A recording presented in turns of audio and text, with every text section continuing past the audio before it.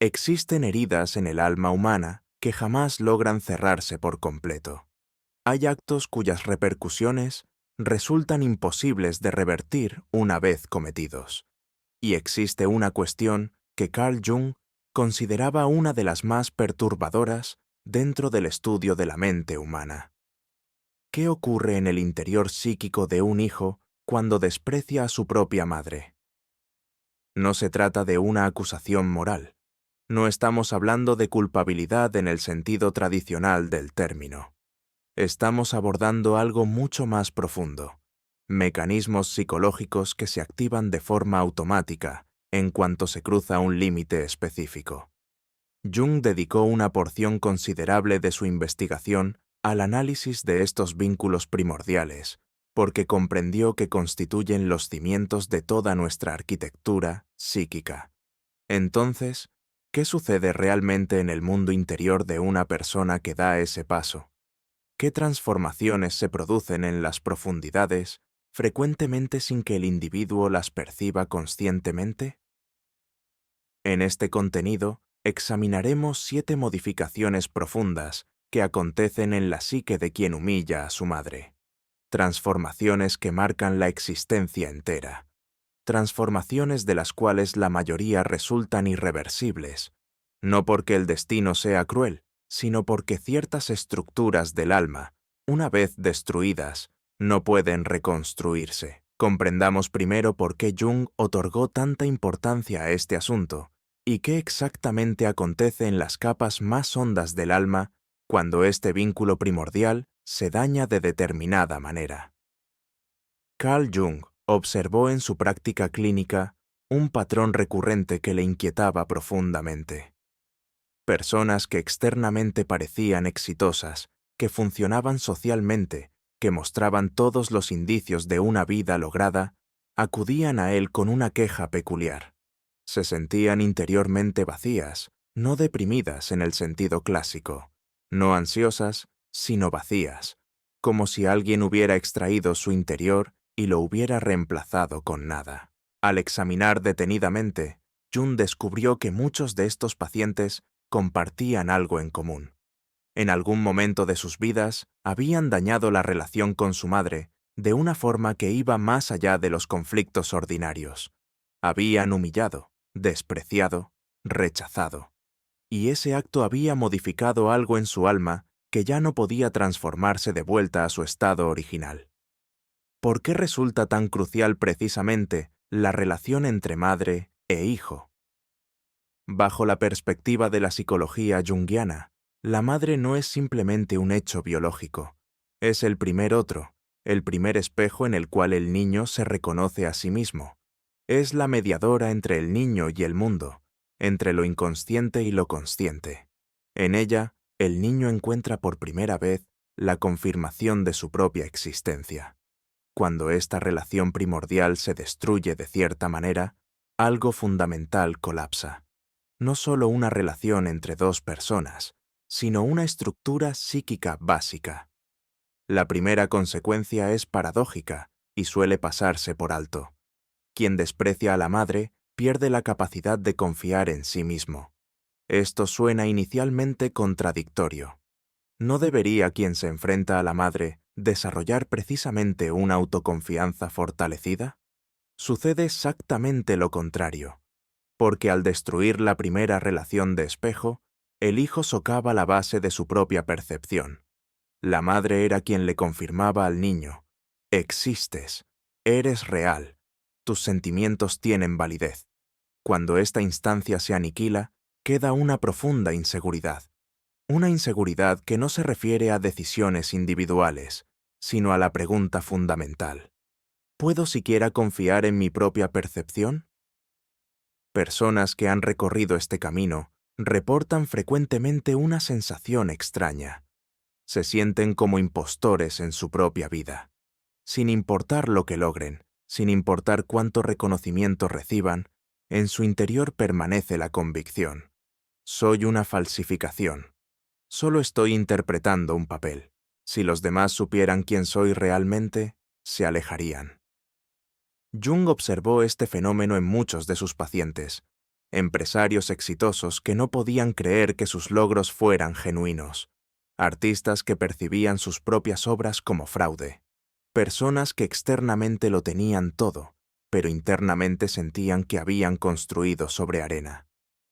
¿Has experimentado alguna vez la sensación de que realmente no te conoces a ti mismo? De que algo en ti es fundamentalmente incorrecto, aunque no puedas decir exactamente qué. Si esta sensación te resulta familiar, escribe la palabra familiar en los comentarios. Esta alienación crónica de uno mismo es la primera consecuencia de la humillación. No surge de una decisión consciente, sino de un automatismo psíquico. Quien aniquila al primer otro, aniquila también la instancia que le proporcionaba orientación. ¿Qué queda? Una existencia en constante incertidumbre sobre la propia realidad. La segunda consecuencia se manifiesta en las relaciones con otras personas. Quien ha humillado a la madre lleva este patrón inconscientemente a todas las relaciones posteriores. Es como si cierta dinámica se hubiera grabado profundamente en el alma. La cercanía conduce a la humillación, la confianza conduce a la traición, el amor conduce al poder. Estas convicciones internas no son racionales, ni siquiera son conscientes, pero controlan el comportamiento con férrea consecuencia. Jung llamaba a estos patrones complejos, estructuras psíquicas autónomas que pueden sobrepasar al yo consciente. En las relaciones de pareja, esto se muestra especialmente claro. Personas que han humillado a su madre oscilan frecuentemente entre dependencia extrema y crueldad fría. En un momento se aferran desesperadamente a su pareja. Al siguiente, la rechazan con desprecio. ¿Por qué?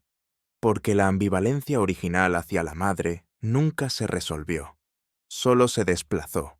La pareja se convierte inconscientemente en sustituto de la madre, y con ella se repite la misma dinámica destructiva. Lo trágico es que la persona misma frecuentemente no comprende por qué sus relaciones fracasan una y otra vez. Solo ve que no es capaz de amar. Solo siente que algo en ella está roto. Hay una profecía autocumplida en funcionamiento, porque estas personas están convencidas, en lo más profundo, de que la cercanía es peligrosa. Provocan inconscientemente exactamente las situaciones que confirman su temor. Esperan traición y su comportamiento lleva a que finalmente sean traicionadas. No creen en el amor verdadero y su incapacidad de entregarse destruye cualquier posibilidad de intimidad genuina. Jung veía en esta dinámica una de las formas más trágicas de sufrimiento psíquico. Personas que anhelan amor, pero no son capaces de aceptarlo, porque han destruido la relación primordial en su alma. Imagina a un hombre que cada vez que una relación se vuelve verdaderamente íntima, encuentra una forma de sabotearla, o una mujer que elige repetidamente parejas que la decepcionarán. No lo hacen conscientemente, no quieren sufrir, pero una parte de su alma está programada para ver amor y humillación como dos caras de la misma moneda. Esta programación se estableció en la relación con la madre y no puede simplemente borrarse. La tercera consecuencia afecta algo aún más fundamental, la sensación de significado y pertenencia. Personas que han humillado a su madre describen frecuentemente un fenómeno peculiar.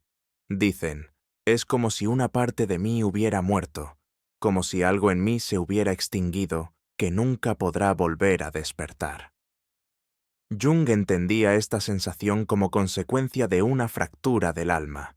Al cortar el hijo la conexión con la madre de esta manera radical, no solo se separa de una persona, se separa de la fuente de su propio ser.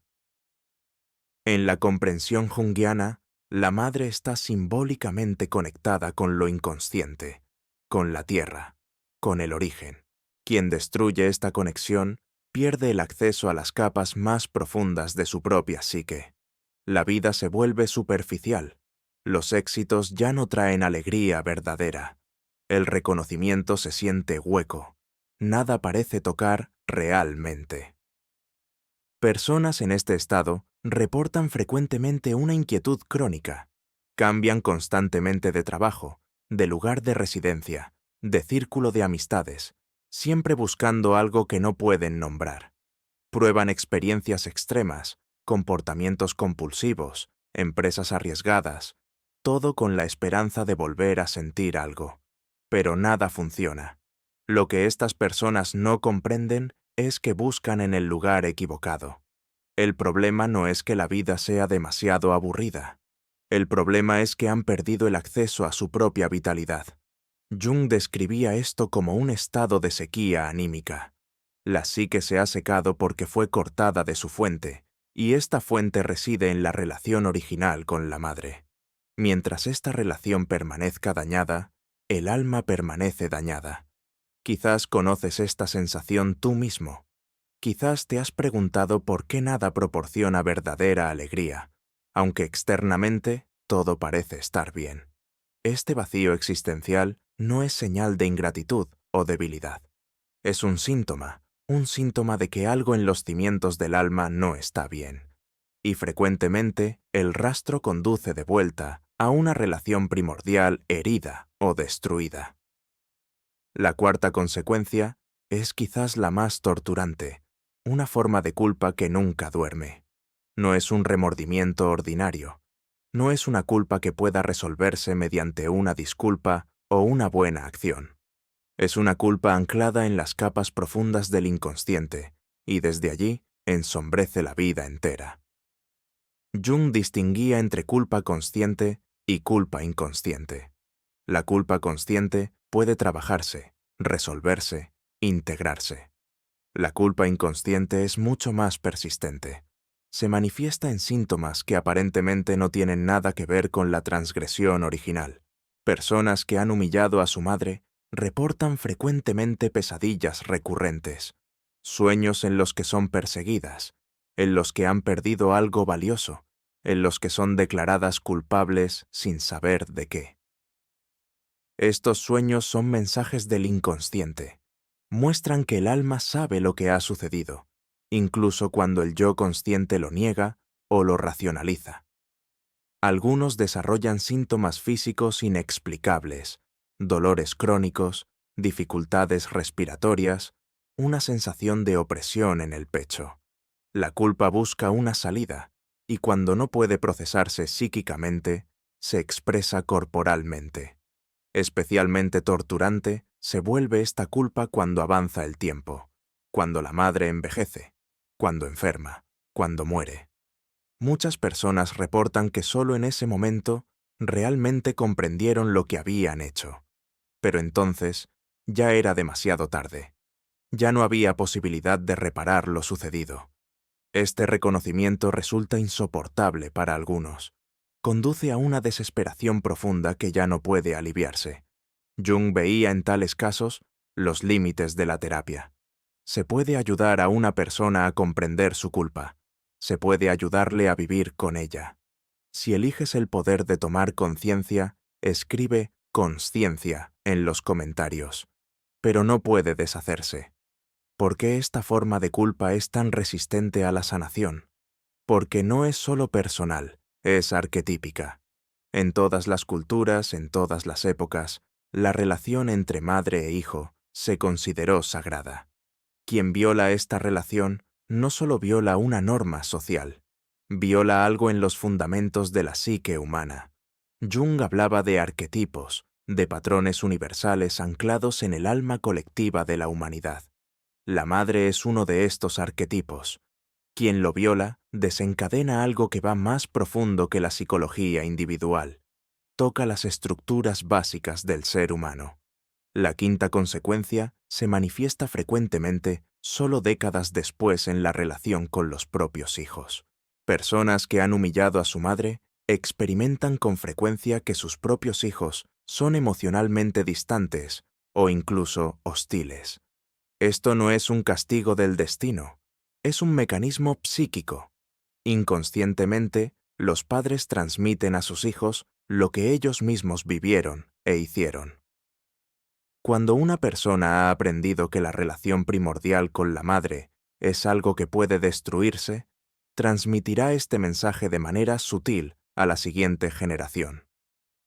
Los niños tienen antenas finas para estos mensajes inconscientes.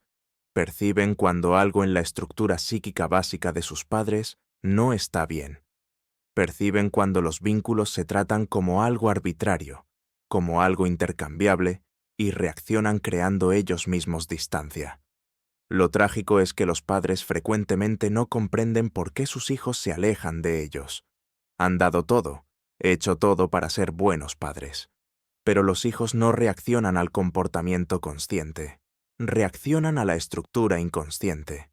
Jung observó este patrón generacional en muchas familias. Abuelos que en su juventud habían destruido la relación con su propia madre, experimentaban en la vejez un reconocimiento doloroso. Sus nietos no querían tener nada que ver con ellos. Eran evitados, olvidados, tratados como insignificantes. Y solo en ese momento comprendían que estaban cosechando exactamente lo que habían sembrado. Este reconocimiento llega frecuentemente demasiado tarde. Los patrones ya se han transmitido a la siguiente generación. El ciclo es difícil de romper. ¿Has observado alguna vez cómo ciertos patrones relacionales se repiten a través de generaciones? Cómo abuelos, padres e hijos experimentan frecuentemente formas similares de distancia y frialdad. Esto no es coincidencia. Es la transmisión de una herida psíquica, y esta herida solo puede sanar si alguien en la cadena tiene el valor de tomar conciencia, el valor de reconocer el patrón e interrumpirlo. La sexta consecuencia afecta una capacidad más fundamental de lo que la mayoría de las personas sospecha. La capacidad para la gratitud. Quien ha humillado a la madre pierde gradualmente la capacidad de ser verdaderamente agradecido. Esto también suena inicialmente extraño. ¿Qué tiene que ver la gratitud con la relación con la madre? En la comprensión junguiana, mucho, porque la primera experiencia de recibir ocurre en la relación con la madre. El recién nacido recibe alimento, calor, protección, sin poder dar nada a cambio. Aprende. Hay dones en el mundo. Hay algo que me es obsequiado sin que tenga que merecerlo. Cuando esta relación primordial se destruye de cierta manera, este fundamento también colapsa. El recibir se envenena. Todo lo que se le regala es observado con desconfianza. Debe haber una intención detrás. Debe venir una exigencia. Nada es realmente gratuito. Esta actitud interior hace imposible la gratitud genuina. Personas en este estado pueden decir cortésmente, gracias, pueden seguir los rituales sociales, pero internamente permanece una sequedad, una incapacidad de ser verdaderamente conmovidas por lo que reciben. Esta incapacidad para la gratitud tiene consecuencias de largo alcance. Las relaciones profesionales se tensan porque colegas y superiores perciben que sus gestos no son verdaderamente valorados. Las amistades permanecen superficiales porque falta reconocimiento genuino. Las relaciones de pareja sufren porque el otro nunca se siente realmente visto. La vida se convierte en un constante dar y tomar que no deja espacio para la gracia de recibir. Jung fue aún más lejos. Dijo que sin gratitud la vida pierde su valor, porque el valor no surge de la posesión, sino del reconocimiento. Si estás dispuesto a reconocer este verdadero valor, escribe reconocimiento en los comentarios. Si no soy capaz de reconocer lo que me fue obsequiado, pierde su valor. Y cuando nada tiene valor, la vida misma pierde su sentido. Así se crea un círculo vicioso. La incapacidad para la gratitud conduce al sinsentido, y el sinsentido intensifica el vacío interior. ¿Puedes recordar un momento en que estuviste verdaderamente agradecido? No superficialmente, sino profundamente conmovido por algo que te fue obsequiado.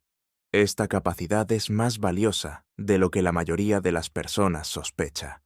Es lo que da profundidad y significado a la vida y arraiga en la primera relación en la que aprendimos a recibir. La séptima, y quizás más profunda consecuencia, es la transformación gradual de la persona misma. Jung hablaba de un estado que denominaba muerte anímica. Con esto no se refería a que la persona deje de existir, sino a que deja de ser, en un sentido esencial, humana. Continúa funcionando, cumple sus roles sociales, va al trabajo, mantiene relaciones, emprende cosas, pero falta algo decisivo: la capacidad para conexión genuina, la capacidad de estar verdaderamente presente, la capacidad de vivir desde adentro. Personas en este estado se convierten en lo que Jung describía como autómatas psíquicos. Ejecutan su vida, pero no viven realmente. Ya no hay sustancia interior, solo reacciones a estímulos externos. Solo el cumplimiento de programas que fueron introducidos en algún momento. Desde fuera la vida puede verse bastante exitosa. Estas personas pueden hacer carrera, formar familias, obtener reconocimiento social. Pero quien observa cuidadosamente ve que no hay nadie en casa. Las luces están encendidas, pero en el interior reina la oscuridad. Jung observó que esta transformación no ocurre súbitamente. Es un proceso paulatino. Paso a paso, la persona pierde contacto con su propia vitalidad. Paso a paso, la vida se vuelve más mecánica, más hueca, más vacía. Y lo aterrador es que la persona misma frecuentemente no lo nota. Se adapta, funciona, encuentra formas de disimular el vacío interior. Hasta que un día, quizás en la vejez, quizás en una crisis, el reconocimiento irrumpe. Nunca viví realmente. Este es el precio más alto por la humillación de la madre. No pérdidas materiales, ni siquiera la pérdida de ciertas relaciones, sino la pérdida de la propia humanidad. La pérdida de la capacidad de sentir auténticamente, de amar, de ser. Jung veía en este estado una de las formas más trágicas de sufrimiento humano, precisamente porque frecuentemente permanece invisible. La persona misma puede racionalizarlo, negarlo, reprimirlo, pero el alma sabe y el alma sufre. ¿Qué diría Carl Jung a alguien que ya ha recorrido este camino? No vendría con el dedo acusador levantado, no moralizaría. Jung era médico, no predicador, pero tampoco daría falsas esperanzas. Diría: hay heridas en el alma que no sanan completamente. Hay acciones cuyas consecuencias deben llevarse. La pregunta no es si puede deshacerse lo sucedido. La pregunta es cómo se vive con ello. Jung creía en el poder de tomar conciencia, no como solución, pero sí como el único camino digno. Cuando una persona realmente comprende lo que ha hecho, cuando reconoce la profundidad completa de las consecuencias, entonces se abre un espacio. No un espacio para sanación en el sentido clásico, pero sí un espacio para dignidad, un espacio para la decisión de no transmitir el patrón, un espacio para la responsabilidad hacia la siguiente generación. La única forma de reparación que aún es posible reside en la interrupción del ciclo. Cuando una persona reconoce que ha humillado a su madre y lleva las consecuencias en su propia alma, puede al menos hacer una cosa: asegurar que sus hijos no tengan que recorrer este camino. Puede hacer conscientes los patrones. Puede hablar abiertamente sobre lo que sucedió. Puede mostrar que existe otro camino. Esto no es redención. Esto no es eliminación de la culpa, pero es una forma de respuesta, una forma de asumir responsabilidad, no solo por la propia vida, sino por la vida que viene después. Jung creía que este es el único camino para escapar de la muerte anímica, volverse radicalmente honesto sobre lo que se ha destruido y luego hacer todo lo posible para evitar que el veneno continúe fluyendo. Estas 7 consecuencias no son un castigo por un poder superior. Son procesos psíquicos automáticos. Son lo que sucede cuando ciertas estructuras básicas del alma se dañan.